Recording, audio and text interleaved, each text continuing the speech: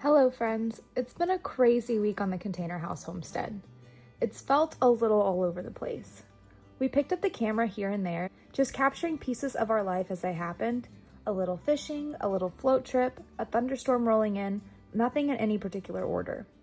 It's not how we usually film. Most of the time we start something and stick with it till it's done. But this week's unraveled slowly, bit by bit. Eventually we did get back to the bedroom to start knocking out some of the things we needed to take care of before we can put the walls back up. But until then, here's what life looked like in between. Baby, don't you understand that we only get one life? I wanna make it count, honey. Come on now and take my hand. It started off as one of those sunny days where you think maybe you'll finally get ahead of the to-do list. The kind of day that feels like it might actually go your way.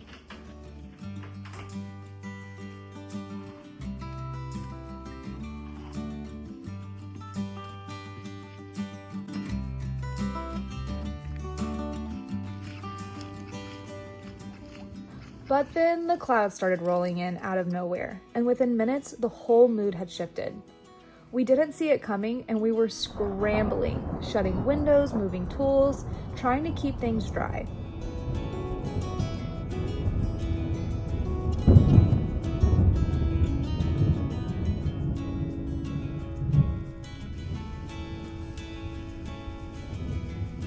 One minute you're enjoying the sunshine, and the next you are racing the rain. That's just how it goes sometimes.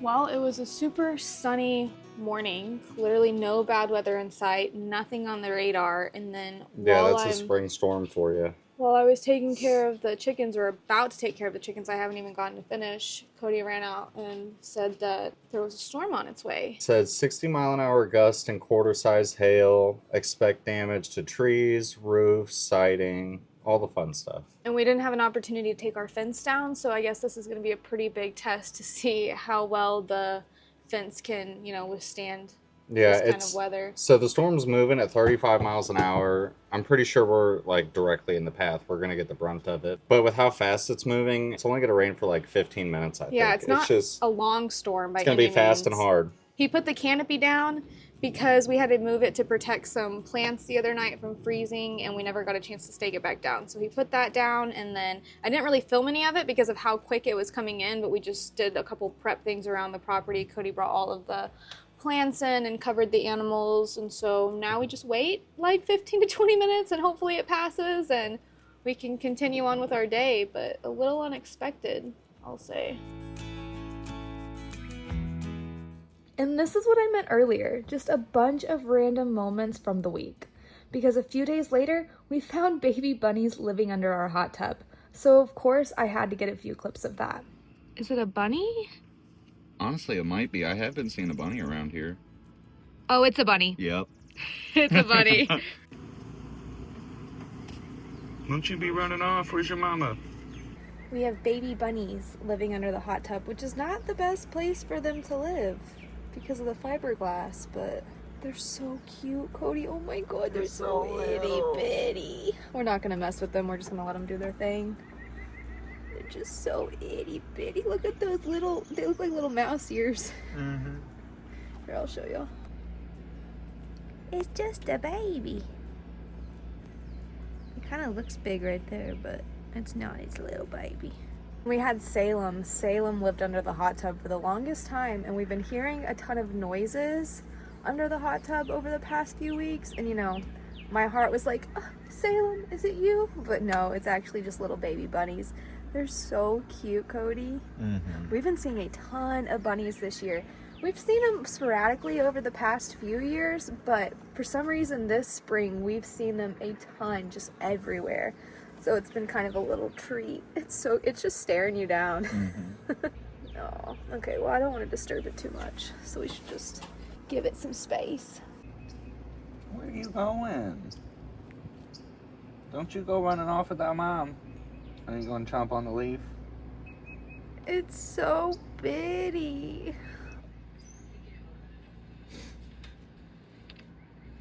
Living off-grid has a ton of perks, but reliable internet just is not one of them. We've dealt with drop signals, slow speeds, and just flat out no service when we need it most. And it's taken us a really long time to get a good system down that works for us. So when GlocalMe reached out and asked if we'd test out their Newman Air 5G mobile hotspot, we figured why not? A portable, contract-free hotspot that automatically connects to the strongest network in your area? Definitely worth a try. The Newman Air does not need a SIM card. It uses cloud SIM technology to switch between networks, so you always get the best available signal.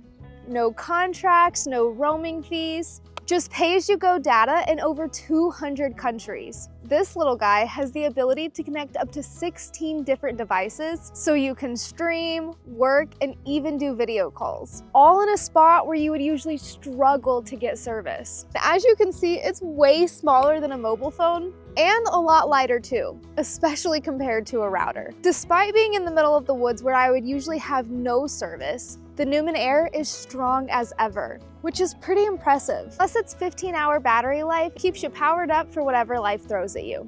And you can even use it as a power bank. So if you're looking for an easy way to stay connected, whether you're traveling, off-grid, or just need a solid backup option, the Newman Air might be worth checking out. I'll have the link right down in the description if you want to learn more. And thank you so much, GlocalMe, for sponsoring today's video. Now let's get back to it. With life out here, it's not always sunshine and baby animals. After everything that happened with Brennan, we got in touch with the conservation agent to figure out what exactly we could do moving forward. I filmed a little bit of that process, not everything, but just enough to show you how we handled it. Hello guys, it is a little early this morning. We don't usually film every single day, and we weren't gonna pick up the camera today. We had some other stuff that we were gonna do behind the scenes, but excuse us for being in our pajamas. I felt like I needed to grab the camera and talk about this because we like to be really authentic with you guys and talk about all of the normal aspects of starting a homestead, raising animals, living in the middle of the woods. And it's not all sunshine and rainbows. A lot of the times it is heartaches. A lot of the times it is chicken poop. A lot of the times it is things that aren't very fun. And if you haven't watched our last video, you wouldn't know this. And it's kind of hard for me to talk about. I don't really like talking about losing animals. It's a very sore subject, but we lost one of our drakes, Brennan, to a fox. And I'm not going to show y'all the incident. Just wouldn't do that to y'all, but I will show y'all the fox by their coop. I'll put that picture in now. And so we know it was a fox. Here's the issue. Foxes have a hunting season here, and so it's out of season right now, which means we can't just kill them without talking to conservation first. So you called conservation. Yeah, I called conservation. I explained the situation that, you know, we have a fox hanging around our property and it killed one of our ducks. You know, what can I do from here? And can I dispatch it? Can I trap it and relocate it? What are my options? And so she said, because it's a nuisance and because it had killed one of our animals, the law states that we are allowed to dispatch it or trap it and relocate it. And while we weren't going to, he just keeps getting more and more comfortable, hanging around more, coming out all times a day. You know, at first he was coming in like 2, 3, 4 o'clock in the morning, and now it's like, what, 10 o'clock in the... Yeah, we were It's like 10 o'clock in the morning, and he was just strolling through the front yard. Like, I was literally just standing by the front door drinking my coffee, and I was like, oh, fox, fox, fox. Yeah, and he was just right there by the disc golf basket going this way. So we have a friend who doesn't live that far from here, and I was talking to her a little bit about it because I know that she has animals and has been through a similar situation. And they had a fox come in a couple years ago that was taking out their animals, and it was just at night or like early in the morning. And then as it got more desperate and more desperate, it started to hunt through the day, and it eventually slaughtered their entire flock. And I don't want that to happen. I could not handle that. But anyways, I just wanted to hop on and talk to you guys about it because it just didn't seem... It wouldn't seem authentic if we didn't. We want y'all to see all the parts of homesteading, the highs, the lows, the good, the bad. This is a part of that bad. It's natural, it's normal, but it does suck. And it's still something you gotta deal with. Yeah, so. Okay, all right, we should probably get dressed. Warren County Conservation Agent. If you need assistance with nuisance wildlife, please visit the Missouri Division, including your name and contact information, and I will return your call as soon as possible. Thank you. Hi, this is Cody. I talked to you, I think, a couple days ago about a nuisance fox that had killed one of my ducks and was asking permission to take it. If you give me a call back, my number's... Hello. Hi, this is Ashton Krantz, the Warrenton County Conservation Agent. I was trying to get hold of Cody. Yeah, this is him. I just want to let you know I shot that fox today, but I guess he got some adrenaline and he took off. I walked pretty much my whole property, and then I walked one of my neighbor's properties with him, but we weren't able to find him anywhere. So one, I'm letting you know, and two, I don't know if like that's something that y'all want to go find or Leave be. Or what. Yeah, I mean, we'll leave it be. If I get a report, you know, someone says, hey, I have a fox in my yard that was shot, I'll, you know, be able to go, oh, yeah, I know what that's from. Yeah, Okay. yeah, it was pretty distinct, I feel like. So if anything does turn up, I can definitely identify it for you. Awesome. Sounds great. Thank you for letting me know. Yeah, not a problem. You have a good day. Thank you. You too. Bye. Bye. All right, Dale, I have some bittersweet news for you. Your brother's murder has been avenged. I know.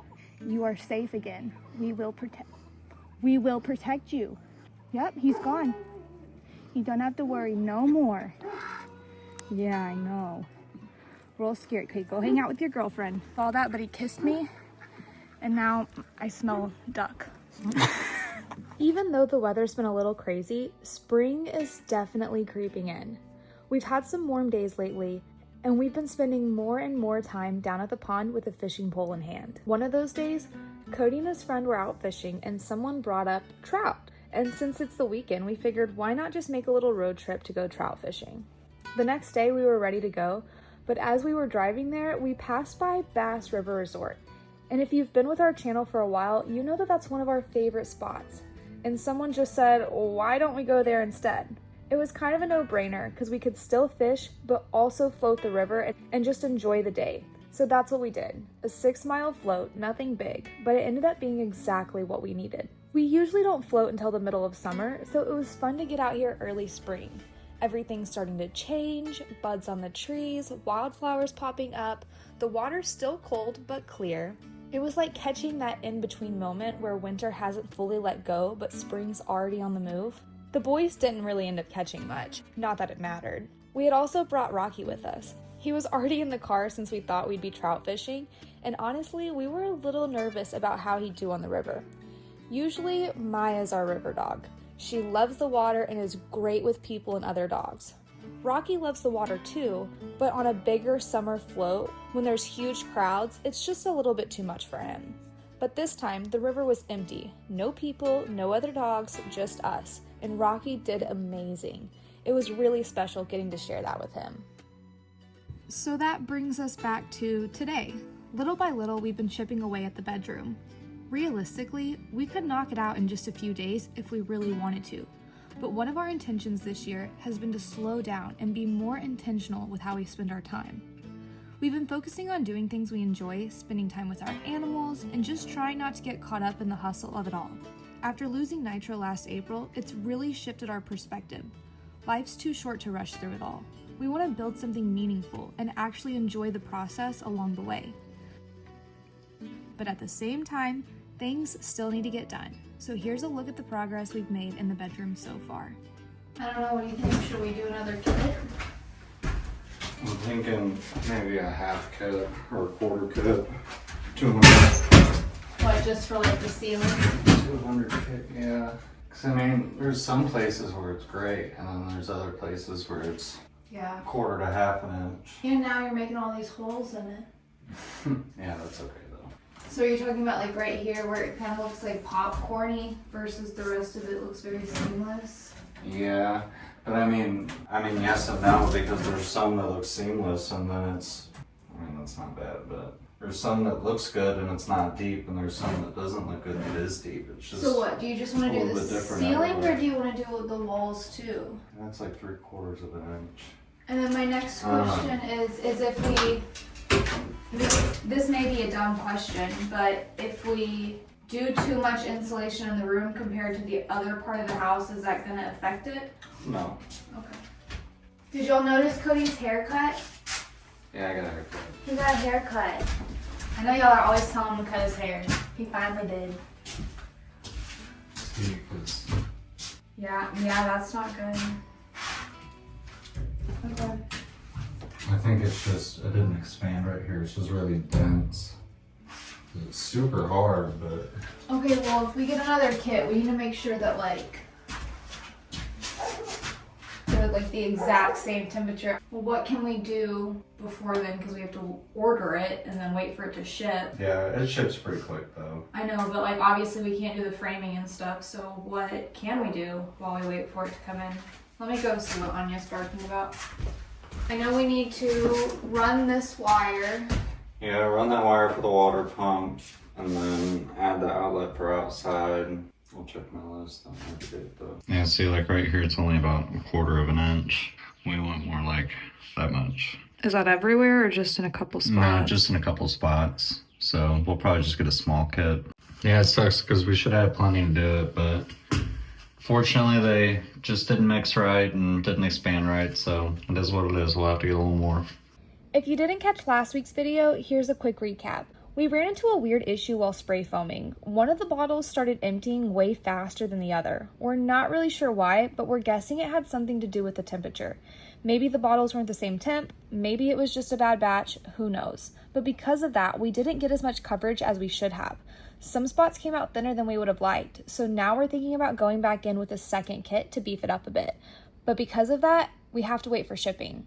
But there is still a couple things we can do today, one of which is to finish, if I can grab it, finish running this wire for the water pump. So I don't know if you guys remember from whenever we did the installation in the living room, but we wanted to run an independent wire for our water pump outside. It's currently just kind of on like the outdoor circuit, so it shares with an outlet in the backyard, an outlet in the front yard, and another outlet that we're gonna be installing here in a little bit.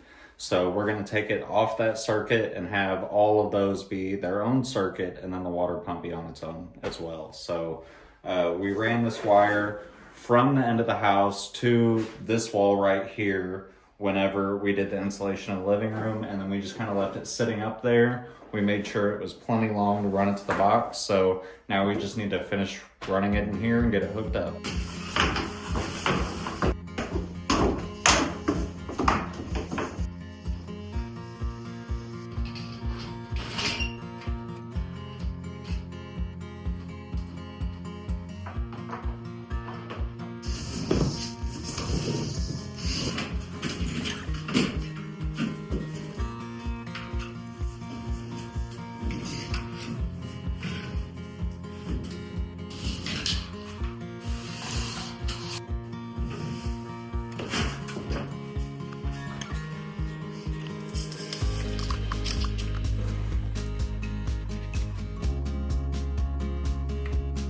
So I was hoping I had enough room, because there's only 2 wires going through this hole, so I was hoping I had enough room to be able to just pick that spray foam out and go through there, but it looks like I made that a smaller hole because I knew it was only going to be 2 wires. So we'll have to get the drill and add 1 more hole right there. I think everything else is too full.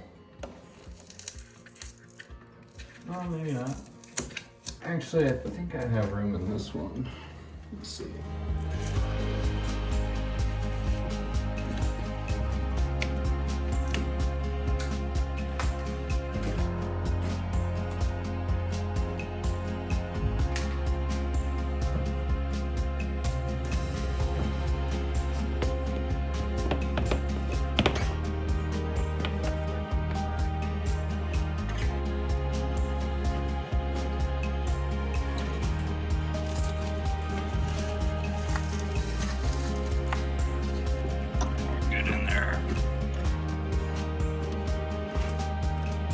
I always get so nervous when you work on the electrical box. I know you know what you're doing, but it still makes me nervous.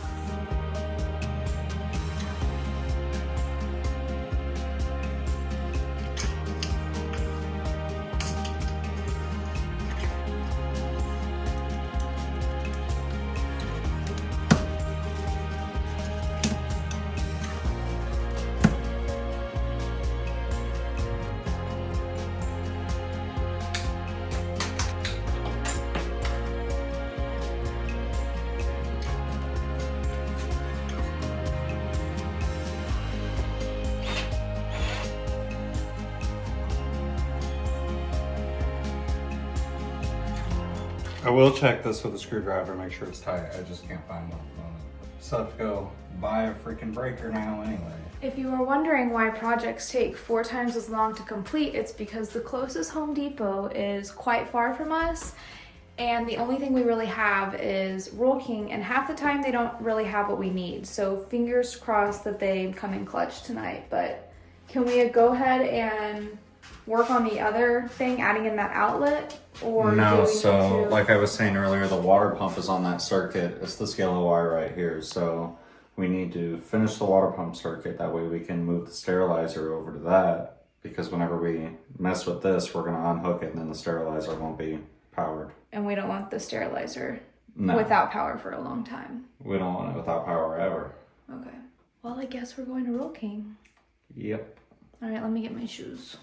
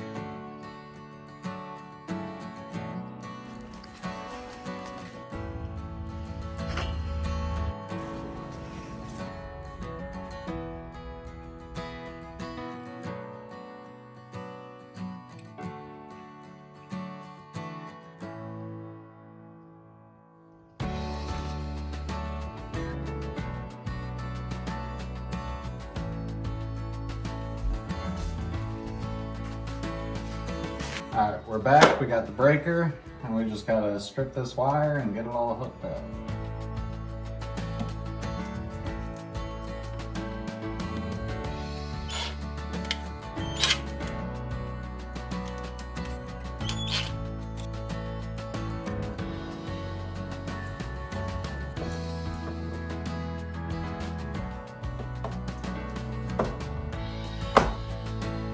All right, so we decided we're gonna go ahead and order another 200, I think it's 200 board foot kit of spray foam. That way we can just touch up the ceiling and a couple spots on the walls.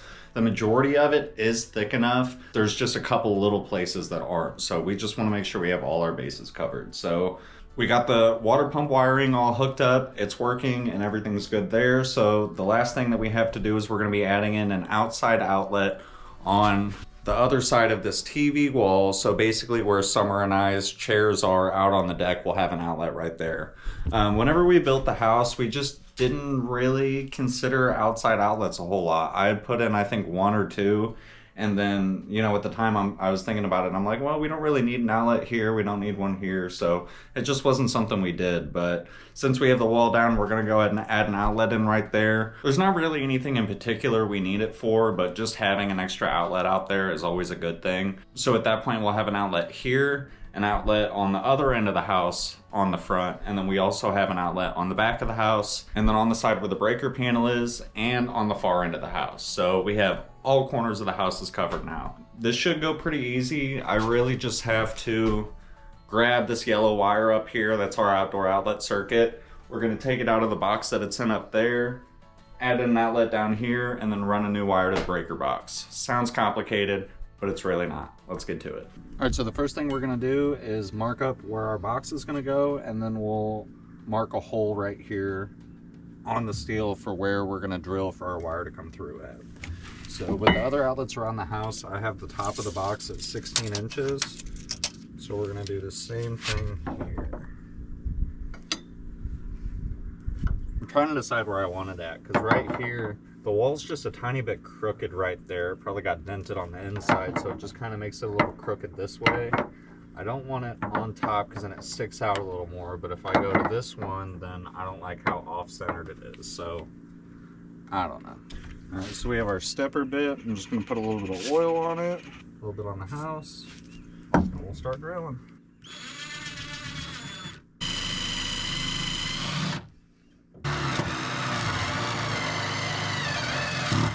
Now we're gonna clean it up and then hit this hole with a little bit of primer where we drilled through right there, just that way it doesn't get rusty in the future.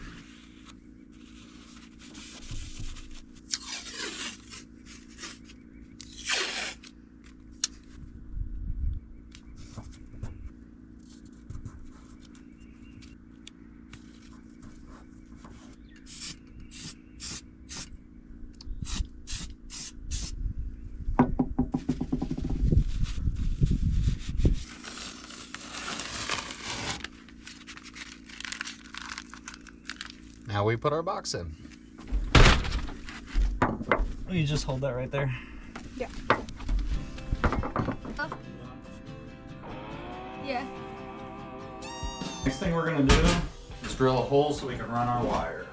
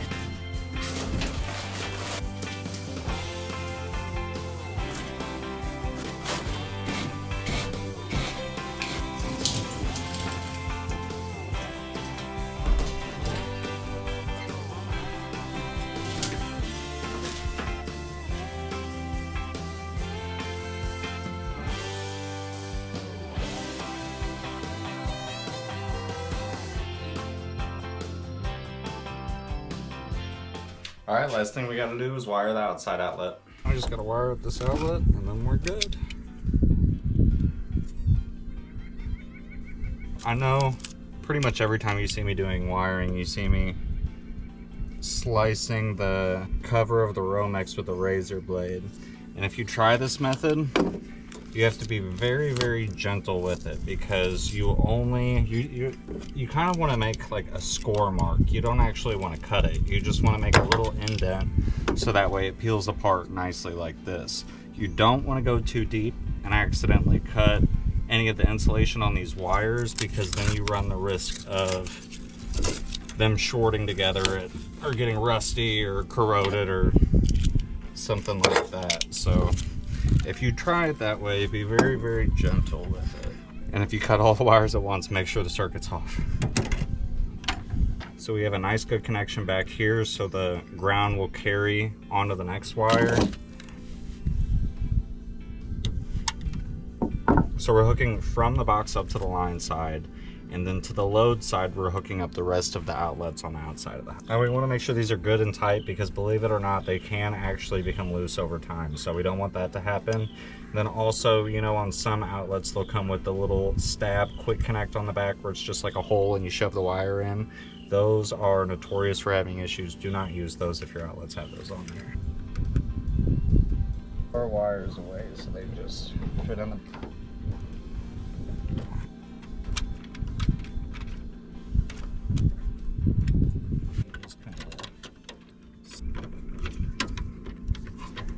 All right, now we just tighten our screws and we're done. That's it. Slow progress is still progress, and it feels so good to see things coming together one piece at a time. We really appreciate you guys being here each week, and if you haven't already, we would love it if you subscribe to our channel. We'll see you in the next one. Bye, guys.